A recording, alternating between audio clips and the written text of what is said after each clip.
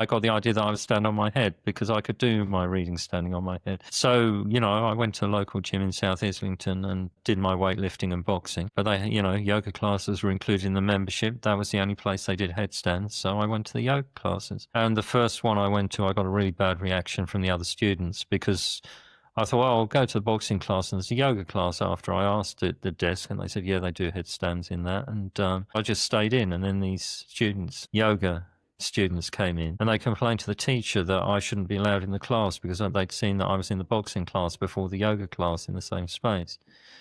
That's crazy. No, I know. And the teacher had to say, well, I was within my rights. I paid my gym membership. I was entitled to go to whatever classes I wanted.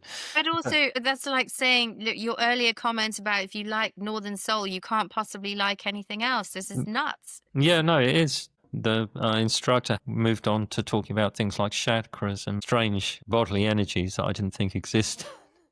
And I thought Going back to our the mystical. Yeah, the mystical stuff. Yeah. So I thought this is quite incredible, and I was going back and practicing at home because I wanted to do my headstand. So the first teacher I went to, she quite soon asked me, "You've learned to do a headstand very fast. Why is that?" And I said, "Well, I practice all the time at home."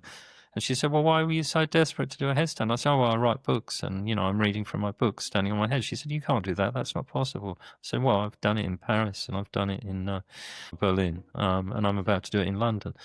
But I just got fascinated by the craziness. So I started reading up about yoga.